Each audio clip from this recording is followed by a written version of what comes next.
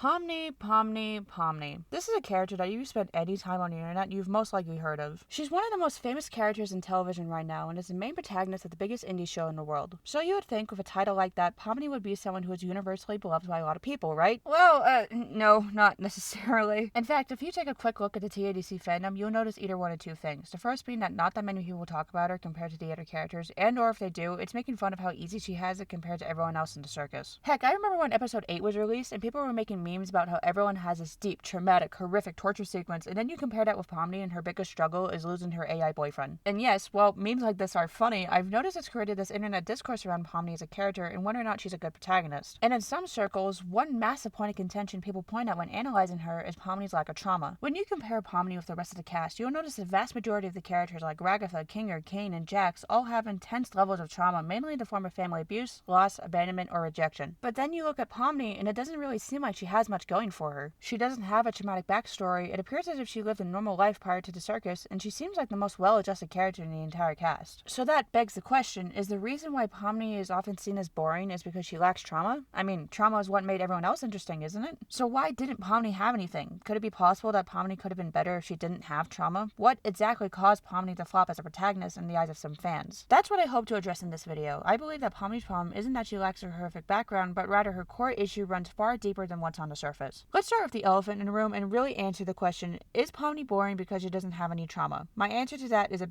big fat no. First off, this question kind of underlines a really big problem I often notice in modern writing and in the show in general, and that is the idea that trauma equals engaging characters. Now, that's not to dog on characters who are largely defined by trauma. Some of the most greatest characters in all fiction are traumatized characters, but there's a difference between using trauma wisely to enhance a story and just slapping it onto characters in the hopes that it makes them more interesting. Let's take Marlin from Finding Nemo as an example. For all intents and purposes, Marlin is a very traumatized individual. The movie literally starts off with Marlin losing his wife and kids and having his son become permanently disfigured as a result of a terrible barracuda attack. However, this scene doesn't just exist to emotionally scar the young children watching, it also defines Marlin as a person and explains away his overprotective tendencies. It explains why Marlin acts the way he does instead of merely existing in the background or acting as a way to get audiences to pity him. Marlin's trauma is the centerpiece of the entire film. His arc is essentially about him recovering from his pain and learning to let go of the past. If Marlin didn't have this incident, there would literally be no movie or overarching theme. Sure, some events may still play out the same, like Nemo getting captured and Marlin having to go save him, but the emotional heart of the film would be gone as Marlin no longer has anything to overcome. Contrast this with someone like Kinger. Now, don't get me wrong, I like Kinger. He's not my most favorite character in the world, but I still like him nonetheless. But even I have to admit, the trauma of losing Queenie doesn't really appear to impact Kinger all that much on a character arc level. Yes, obviously, losing Queenie is partly what causes Kinger to go insane, but do we really know how Kinger feels about losing her? Does losing Queenie really change how Kinger sees the world and his general personality besides his crippling mental state? With Marlin, he believes that because of the barracuda attack, that the world is dangerous and doesn't never be trusted. And as a result of that belief, he becomes incredibly overprotective and overbearing of Nemo. Do we really get any of this with Kinger? Does he really feel any serious guilt about losing her? I mean, heck, in my opinion, this could have been a potentially deep and emotional arc for Kinger if he blamed himself for Queenie's abstraction. For instance, in episode 3, Kinger tells Pomni that the worst thing you can do is to make someone feel unloved or unwanted. What if the reason why Kinger believed that is because he doesn't feel like he was really there for Queenie? He feels like he didn't do enough to keep her from abstraction, which combined with the guilt of having created the circus could have sent Kinger into a deep psychological spiral of self-loathing and could have led to him becoming very pushy when it came to helping others as a way to make up for the remorse he feels over his wife. Honestly, it really just feels like the whole dead wife archetype was only given to Kinger to make him more sympathetic rather than explain his actions. Because I guarantee you, if Queenie was cut from the show entirely, nothing much would change. Kinger would still go crazy from years of isolation, he would still believe it's best to be there for others after watching all of his friends abstract, and he would still feel some level of guilt over creating the circus. The reason why I say any of this is to say that no, giving characters trauma doesn't always make them interesting. Yes, it can be a very effective tool, but when used poorly, it can make it look like a cheap way to garner audience's sympathy for a character. In fact, I would argue that Pomni being the only one in the circus who doesn't have trauma actually makes her a more fascinating character. At TADC's core, it's essentially a fish out of water story, which, as the name implies, is basically where the main character is forced into a new world and has to learn to adapt to its rules and structure. Lots of stories in fiction follow this trope, and for good reason. It's an easy way to get audiences to care about the protagonist and to introduce them to the setting of the story. Keeping Pomni as the sole person in the circus who's reasonably level-headed could have helped to emphasize how different she is from everyone else around her. And if you still don't believe me that Pomni could have been a good character without trauma, just look at any of these characters on screen right now. Yes, many of them experience bad stuff, but if you notice, none of their actions or worldview is defined by horrific or traumatizing events in their past. So if Pomni's problem wasn't her lack of trauma, then what was it exactly? Well, that all has to do with her character arc. For the purposes of this video, I'll be talking about two types of arcs, the positive and static arc. There are a few other kinds of arcs out there, but I'll mainly just be looking at these two for time's sake and because they're the two main arcs that I think the show is trying to go with in regards to her character. So let's go ahead and assume that Pomni was written to have a positive arc in the beginning of the show and a static arc after episode 4.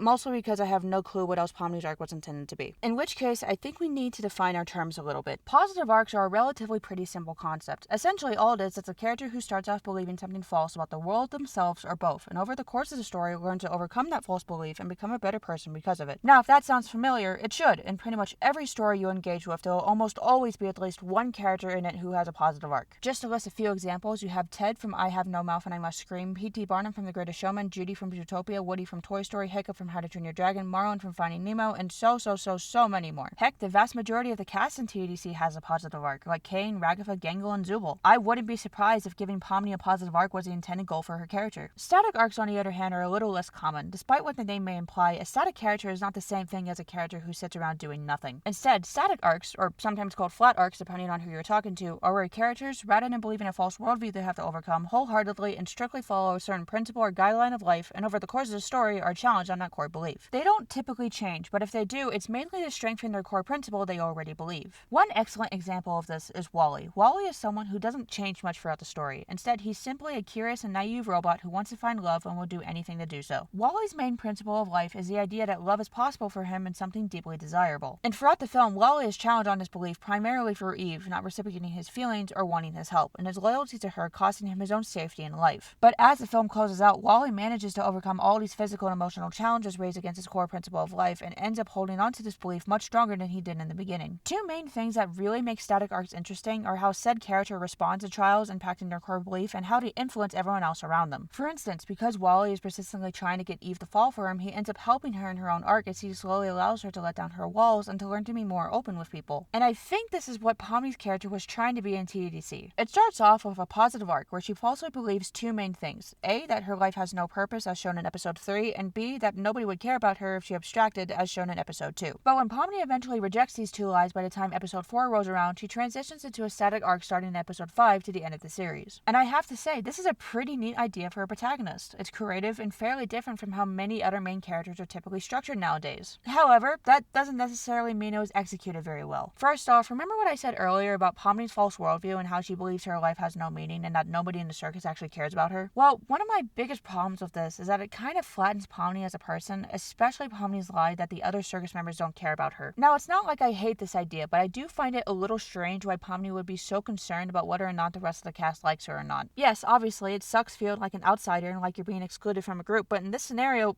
Pomni doesn't know these people. Why does she care what they think? She's only known them for like, what, a day? And she's already worried about whether these complete strangers would care if she's gone? I mean, I hate to sound insensitive, but if Pomni cares so much about how these people see her, then it kind of raises the question as to what on earth Pomni's home life was like that she would be so emotionally distressed about the circus crew not caring about her possible abstraction. Wouldn't it have made more sense to show people Pomni knows in the real world, like personal friends or family? Plus, that could add a little bit to the dread of being stuck in the circus. Not only is Pomni stuck in a zany world with a wacky all-powerful host and a bunch of colorful personalities, but she also just lost everything about her life back home. Her family, friends, occupation, pets, neighbors, coworkers, heck, even her own name and physical human body. Why wouldn't Pomni be concerned about her loved ones back home, or whether they care about her absence? And yes, I understand it's meant to highlight how much Pomni doesn't fit into this world and to show her fear of abstraction, but I just don't think it fits into the whole theme of the episode too well. If the entire point of this episode was to communicate the idea that Pomni does have people who care about her and that she can possibly form a life with these individuals, then wouldn't it make sense to show Pomni missing her loved ones back home? That way, the other circus members have something deeper and more specific to comfort her over, while also helping Pomni to trust and grow closer to them. This could have made her arc feel a little bit more straightforward, while also showing Pomni discovering a type of found family within the circus. And if the show bolstered her character lie a little bit more, it could have also fleshed out Pomni's life before she entered the circus. Not only was she an accountant who liked urban exploring, but she also had a very tight-knit family and or an incredibly close friend group that she would often go explore with. Plus, this could also make the Brainscan review in episode 9 hit a lot harder, making for an incredibly emotional climax and conflict point for the series. But with all of this aside, how does Pomni's static arc work? Oh well, I'm so glad you asked. After Pomni talks with Kinger in episode 3, Pomni starts to exercise Kinger's advice in episode 4, where she reaches out to Gangle and offers to close Spudsies in her place. And it's from that point on, plus the ending of episode 2 and the Kinger convo, that I believe is meant to be the transition point from Pomni having a positive arc to a static one. And going into the static arc, it's pretty easy to assume that Pomni's main principle of life, for lack of a better term, is exactly what Kinger told her, that the worst thing you can do is to make someone feel unloved or unwanted. And so, because of that belief, Pomni goes out to try to connect with the others in the circus, like she did in episode 4. Yes, she may not be perfect at it, but she still wants to help the rest of the cast in the best way she can. And so you would think from this point on that Pomni would go full into this belief and try to help as many people as she can, right? Well, kinda. I find it really odd that if Pomni is meant to have a static arc, why she didn't apply this principle as often as she could have, or at the very least why it didn't feel all too highlighted. I mean, yes, we see it very plainly in her friendship with Jax, where she doesn't just exercise it, but she also has it subtly challenged by him, which is great, but with everyone else, it just kind of feels like she doesn't express this mindset all too often. And the biggest example of that would have to be Pomni's relationship with Ragatha. After the events of episode 5, it is very apparent Raggy isn't doing so well mentally. She just believes she ruined her friendship with Pomni and that she personally failed her. And because of that, she acts a little awkward around Pomni near the end of episode 5 and the beginning of episode 6. And I just find it extremely strange that if Pomni truly did hold on to this belief, like she should be if this is meant to be a static arc, why she didn't reach out to Ragatha more and instead spend all of her time with Jax. I could give this bit a pass if Ragatha didn't express her discomfort as vividly or openly around Pomni, but she doesn't. She explodes at Jax in episode 5. It's very obvious she has a history with Jax when the two talk about Ribbit earlier on in that episode, and she doesn't act like her normal self in the beginning of episode 6. All of these are pretty big signs that maybe something's going on underneath the surface, and yet Pomni doesn't pry on any of it. I guess you could argue that Pomni offering to be part of Ragatha's team in episode 6 and her talk with Ragatha at the end of the episode were Pomni's attempts to get closer with her, but in that case, then I just have to ask, why would you have Pomni's combo scene with Ragatha happen off screen? For context, at the end of episode 6, Pomni and Ragatha bump into each other and say they'll talk after Caine's Best Character Awards, is similarly about everything that happened between them in episode 5. And while I do like how it shows Pomni reaching out to Ragatha, it feels like a massively missed opportunity to have this talk scene happen off screen. I don't have many complaints about how Pomni is presented in episode 7, besides the fact that her argument with Jax didn't seem to have any long-term impact on her personally, but it's episodes 8 and 9 that I start to have some issues. And while I don't like to bring it up, it does kind of have to be asked. Why does Caine generate a corrupted version of Gummigoo as part of Pomni's Torment scene? I mean, yes, it's a traumatic thing that happened to her, but wouldn't it have been more impactful and logical to, I don't know, make the scene something that represents Pomni's fear of abandonment? Because while Pomni has rejected her lie that nobody would care if she abstracted, that still doesn't mean it's not a sensitive topic for her. Or heck, instead of having the Torment scene show Pomni being discarded by the circus crew, it's Pomni being left alone as she's forced to watch all of her friends abstract. That way, it still ties back to her fear of abandonment, but gives it a new spin that perhaps Pomni hasn't considered before. The idea that instead of being isolated because nobody cares about her, she's alone because she didn't do enough to help other people around her. It also goes directly in the face of Pomni's static belief that the worst thing he can do is to make people feel unloved or unwanted. It would reinforce the possibility that Pomni isn't doing much to help the other circus members, and because of that, she's forced to face her greatest fear of rejection. I think just something along those lines would have made this Torment scene a little bit more heart-wrenching for her than just a monster version of Gummigoo attacking her. And I can already hear the argument that Caine couldn't do that. He wouldn't be able to understand something that subtle, and so it makes sense that he would just simply have Pomni's Torment scene be a corrupted Gummigoo. Which, hang on, if that was the case, then how did Caine know about Jax's insecurity about being vulnerable and fear of being mocked? Jax, out of all the circus members, is the most closed off and emotionally reserved. If anything, going by this logic, Jax's Torment scene should have been something like being forced to wear the maid outfit or being straight up mocked, not the symbolic ripping off the skin meant to represent Jax's fear of vulnerability. If Jax had that kind of Torment scene, then I don't see why Caine couldn't have created a scenario where Pomni faces her fear of abandonment. And lastly, we come to episode 9. Starting off with some of the more minor issues,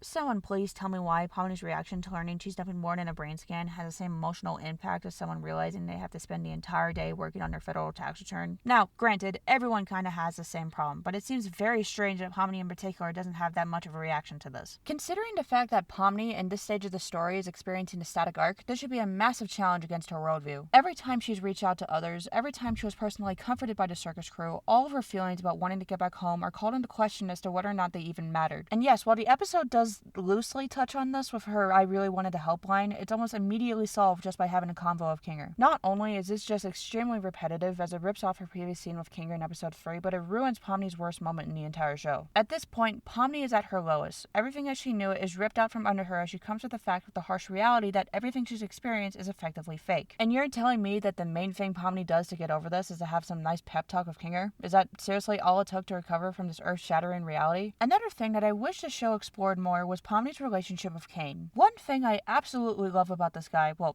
prior to episode 9 anyways, was that he was the antithesis of one of the core themes of the show, that being Kinger's advice in episode 3. Throughout the series, everyone, mostly everyone, makes an attempt to reach out to each other. Think Kinger with Pomni in episode 3, Pomni and Zubul with Gangle in episode 4, Kinger with Ragatha in episode 6, Pomni with Jax also in episode 6, and everyone's group meeting in episode 4. But in the face of all of that, there was one character who was often left neglected, and that was Caine. Everyone was focused on making the other humans feel loved and wanted, but not Caine, mostly because nobody really assumed he was capable of feeling anything too deep or complex. And one thing I would have especially loved to see is how Pomni feels about Caine getting deleted. Maybe she wonders if things could have panned out differently if she reached out to Caine sooner, which could help in driving her emotional low point in episode 9 and really act as a solid challenge to her worldview. Because as previously established, if Pomni's main principle is that the worst thing you can do is make someone feel unloved, then why wouldn't she bring up anything about Caine in episode 9? But instead, Pomni doesn't say much of anything about Caine getting deleted, and like I said earlier, most of her issues and struggles are largely resolved with a therapy session with Kinger and a bro hug from Ragatha. Pomni's thoughts about being a Brainscan, Caine's deletion, and heck, even her Torment scene back in episode 8 aren't explored in any kind of depth. And finally, this leads me to Pomni's friendship with Jax. Now, full disclosure, I already don't like how this episode concluded its story with Jax. I think it was rushed, a little pointless, and drastically pushes everyone else's arcs out of the way to make room for itself. But it's not just bad for Jax himself, it also doesn't do much service for Pomni either. First off, you really got to appreciate Pomni's reaction to seeing her best friend abstract as basically just the equivalent to a Gen Alpha kid on their 4th hour being on the iPad. Like, seriously, what is this? Why is Pomni's first reaction, oh, well, I guess that sucks, I suppose Ragatha would make a good bestie replacement. Heck, Ragatha, Zubul, and Gangle all experience deeper emotion than, I guess we should go round them up, fellers. I'm not even asking Pomni to have a full-on emotional breakdown, but just something to communicate the idea of someone horrifically losing their best friend. And this is especially made worse when you factor in the possibility of Pomni being a static character. If she truly did care about making people feel loved, then I'm sorry, seeing one of your friends abstract should garner some kind of response and just, whoops, I guess my day's ruined. Furthermore, when Pomni goes off to eventually confront Jax,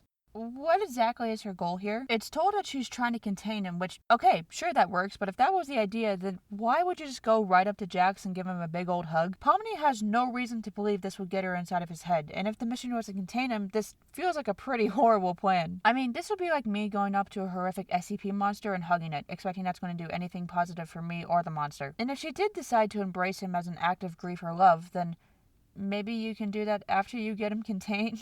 Again, if the goal is to get this giant, dangerous abstraction monster into a safer location, then maybe do that first, then feel free to approach him all you want afterward. Also, this kind of leads to my biggest issue concerning the finale and how Pomni's character is handled, which was, what exactly was the point of Pomni going through Jax's memories if there's not any hope of bringing him back? Is Jax in a better place now because Pomni went through his head? Because if so, we don't get that communicated in any kind of clear way at all. And because Pomni entering Jax's mind doesn't ultimately result in anything meaningful besides showing the audience his backstory, her moments with him feel like a massive waste of time and kind of meaningless. Plus, this raises the question that if abstraction is meant to represent taking one's own life, then how can Pomni still interact with and talk to Jax? It's never previously shown or hinted this is something the circus members can do, and it kind of makes this moment where Pomni interacts with Jax feel like plot convenience than anything else. Plus, it feels like a wasted opportunity we didn't see the circus crew use this power on the other abstracted members. Can Kinger now enter Queenie's head and talk to her that way or not? How exactly does this power work, and why do we only ever see it happen to Jax? Heck, when Pomni is in Jax's head, it feels like she's nothing more than a therapist character meant to go through and showcase all of his problems. For example, take Pomni's reaction to the Ragatha door scene. In this moment, we see a few doors that explore what Jax thinks about each of the circus members and how he feels about them if they ever were to abstract. When Pomni goes through Ragatha's door, she sees a possible reality where she's knocked to the floor and violently choked by Jax. And you want to know her reaction to seeing her best friend doing that to her is?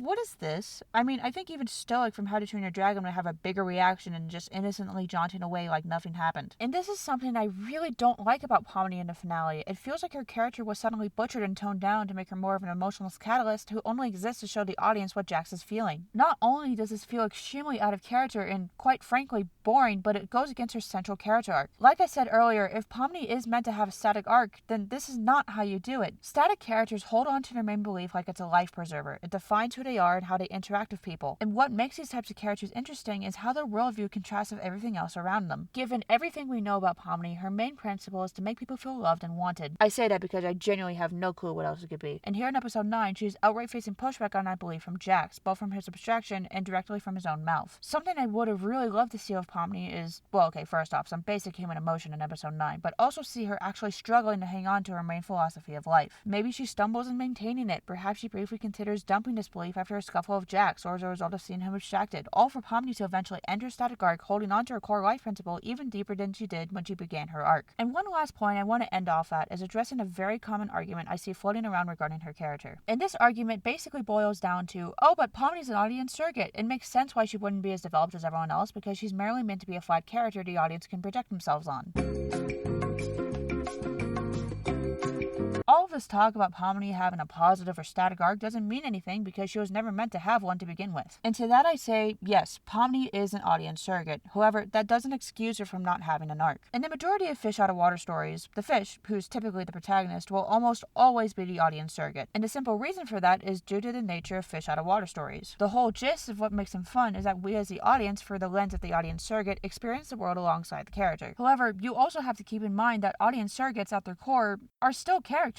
And especially if the surrogate is a protagonist, you have to have some kind of arc to make audiences care about them and to establish a story's narrative theme. It's simply not enough to have a blank nothing burger of a character for your protagonist, regardless if they're an audience surrogate or not. Heck, just look at any of these audience surrogates. These are characters that, well, yes, they exist as a way to get audiences involved in the story, still have varying dreams, struggles, traumas, goals, personalities, and most importantly, arcs. And while I wouldn't say Pomni is completely lacking an arc, I generally do think her dual arc structure was creative and could have been interesting to watch, but the way it's executed doesn't feel satisfying. Her fear about others not caring if she abstracts is at best messy and at worst basic, and her static arc feels like it bends to whatever the story and other characters need rather than what makes sense for her personally, especially in regards to episodes 6 and 9. We could have really seen Pomni lean into her main philosophy and attempts to make people feel loved and wanted, but it doesn't. It doesn't take into account Pomni's feelings or struggles about fulfilling her core life principle of loving others, and instead shafts her into a boring and emotionless therapist role where she merely exists to benefit others in their own arc. And to me, that's just kind of a missed opportunity in my opinion. The whole idea for static characters is that not only does their strict worldview directly impact people around them, but they also struggle to maintain that said worldview. And because of those struggles, they're better able to influence the other characters around them. Going back to that Wally example I mentioned earlier, Wally is a hopeless romantic whose main worldview is that love is 100% desirable and possible for someone like him. However, the movie doesn't make it easy for Wally to believe this, mainly through Eve's actions and how she treats him. However, because of Wally's persistence, he unknowingly gets Eve to reject her false worldview and to move forward in her own positive arc, even while Wally is struggling to maintain his own core life principle. And one of the biggest examples of that is towards the end of the film, where Wally does end up leaving behind his main belief of love, albeit unwillingly, as his entire personality and memories are erased, turning him into an empty and hollow version of himself. And because Eve at this point of the story has rejected her false worldview and gone on her positive arc, solely as a result of Wally's own static arc, she in turn helps him to regain his old self, which causes Wally to finally receive love and still hold on to his original core principle of life. And then you contrast this with Pomni, and it's not even that much of a comparison. Pomni is never shown having an internal crisis where she considers rejecting this belief, even in her most emotionally dark and terrible moments in the show. Instead, she magically gets over her problems with a therapy session and hug from a friendly acquaintance and proceeds to spend her last moments in the series acting as a lame catalyst to show the audience what's going on inside of Jax's head. Nothing Pomni does with Jax permanently impacts him, or at least from what we can see, or even her as a character. If you cut everything from inside Jax's mind and replaced it with an intense action sequence of Pomni and the others getting Jax contained, nothing would change about her character. And that's what I don't like about how her character arc was included. Her worldview crisis should have been resolved in a much more subtle and difficult way that feels earned, instead of just having a pleasant convo with Kinger that fixes her issues. And additionally, to fix the whole Pomni trying to help Jax bit from feeling completely meaningless, maybe Pomni found Jax on the verge of abstraction and entered his mind that way. Then there would be a lot more stakes in episode 9, where Pomni has to race against time to help Jax before he decides to abstract. This way, you can still have the whole abstraction and suicide allegory while communicating that despite your best intentions, you can't always save people who don't want to be saved. But this is all just my 2 cents. I know there are most likely some points I've missed, didn't elaborate on, or haven't considered when analyzing her, but generally speaking, this is my biggest problem with Pomni as a whole. It's not because she's an audience surrogate or because she doesn't have trauma, but because her arc doesn't feel like it was taken as seriously as everyone else. Yes, she recovers from her lie in the first 4 episodes and becomes a somewhat structured, static character, but that's it. Everything after that, she merely becomes an emotionless catalyst and something that causes other characters to progress in their own separate arcs, completely ignoring her own feelings or personal struggles in regards to anything. That's all there is to her, which is a problem considering she's a main flipping protagonist. This would be a little better if she were a more minor character, but she's not, and when you compare her to the other main protagonists of the show, it's night and day. One is clearly developed with an actual character arc and lie he believes, and the other is very much sidelined and used merely as Jax's emotional support friend without any regard to her own internal problems. Overall, I really wasn't all that impressed by Pomni. Thankfully, she didn't overshadow how I felt about the show too badly, but I'll be lying if I said she wasn't a contributing factor to why it took me 4 episodes episodes to actually get me to watch TDC. But all of this is just my personal opinions and observations. If you completely disagree, either because you like Pomni or because you dislike her for other reasons I didn't mention, then that's totally cool. Don't let some random kid on the internet tell you how to feel about a fictional character. And hey, if you have any strong feelings about Pomni or about this video, then go ahead and share them in the comments. I look forward to seeing what y'all have to say. And with that, I think that's all I really wanted to say about Pomni. If you enjoyed watching this, then go ahead and tell me what I should look at next time. Thank you for watching this video, and I'll catch you on the flip side.